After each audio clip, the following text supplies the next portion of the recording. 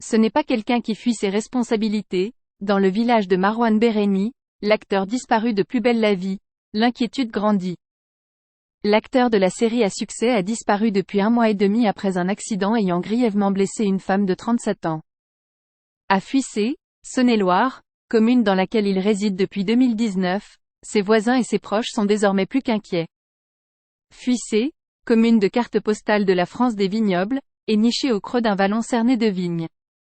En ce milieu du mois de septembre, une légère brise transporte dans les rues un parfum de raisin juste pressé. Seuls les tracteurs et les vendangeurs encore présents dans les rangs de chardonnay viennent un peu troubler le calme ambiant. Une quiétude qu'est venue chercher Marouane Béréni, acteur de la série à succès Plus belle la vie, quand il s'est installé dans ce village du sud de la Saône-et-Loire en 2019 en rachetant la maison d'un ami.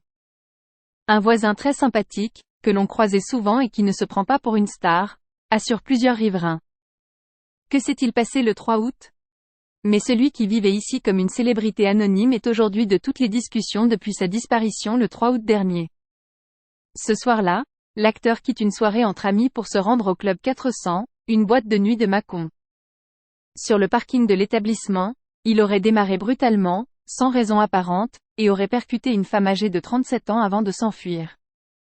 Le 5 août, un véhicule lui appartenant et, susceptible de pouvoir correspondre au véhicule impliqué dans l'accident, a été retrouvé sur la commune de Fleury, Rhône.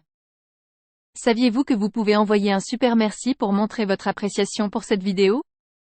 Vos contributions nous aident à continuer à faire ce que nous aimons. Créer du contenu pour vous.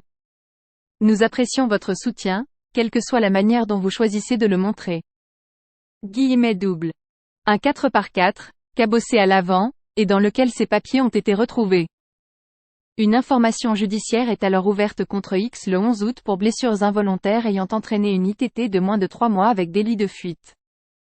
Tous les regards se tournent alors vers Marouane Béréni. Sur Facebook, Sandra, la victime, qui a reçu une ITT de 28 jours et souffrait de multiples fractures aux côtes, à la clavicule, d'un pneumothorax et de lacérations au foie et aux poumons, lui demande le 13 août de lui donner des réponses pour se rétablir et avancer. Rends-toi à la police pour qu'ils puissent t'entendre sur les faits. Si ce n'est vraiment pas toi, pourquoi ne pas donner signe de vie depuis ce jour, jeudi 3 août à 23h, où ma vie a totalement basculé, avait-elle commenté sous la dernière photo publiée par l'acteur.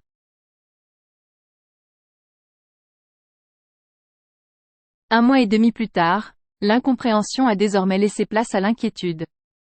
Devant son domicile de Fuissé, le drapeau rouge de la boîte aux lettres en métal est toujours levé, signe que le courrier n'a pas été relevé. Et ce qui au début ressemblait à une cavale, semble de moins en moins évident aux yeux de ses proches. Ce n'est pas du tout quelqu'un qui fuit ses responsabilités. D'abord, je me suis dit qu'il avait pu avoir un coup de flip et qu'il était parti à cause de la peur. Mais ça ne durerait pas aussi longtemps. Désormais on est inquiet de l'issue de cette histoire et on aimerait le revoir, confie Antoine Astérisque, un ami avec qui il est parti en vacances cet été. Selon France Info, le téléphone de l'acteur a fonctionné une dernière fois le 4 août, lendemain de l'accident et jour durant lequel sa carte bancaire a également été utilisée pour la dernière fois. Marcel, un viticulteur du village, se demande lui aussi ce qu'il a pu lui arriver. Il venait de temps en temps se faire payer le coup. Il aimait bien Fuissé et était toujours très agréable. On se dit tous qu'il est possible de paniquer 3 ou 4 jours mais pas plus. Et pour une personne connue comme ça, disparaître, c'est d'une certaine manière éliminer sa vie, poursuit le vigneron perché sur son Fenwick Elevator. Christine, une autre habitante de Fuissé, croisait également souvent Marouane lorsque tous deux promenaient leurs chiens. Comme beaucoup ici, elle est inquiète. Déjà parce que c'était quelqu'un de gentil mais aussi en tant que mère de famille. Je me dis que dans la vie tout le monde fait des erreurs, mais on ne laisse pas sa maman sans nouvelles, explique émue celle qui a récemment perdu un proche dans un accident de la route.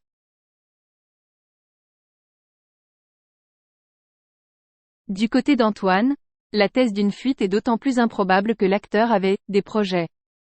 Durant notre voyage, il a eu la confirmation qu'il allait travailler pour Plus belle la vie sur TF1 et que l'intrigue allait tourner autour de son personnage. On en rigolait en le charriant sur le fait qu'il bossait pour cette chaîne et que désormais il avait du boulot pour un moment, se remémore-t-il.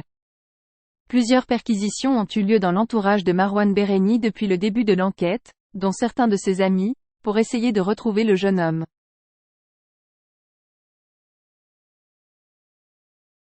Ce mardi matin, le parquet de Mâcon a annoncé l'ouverture d'une enquête préliminaire du chef de disparition inquiétante, à la suite du signalement émanant de sa famille.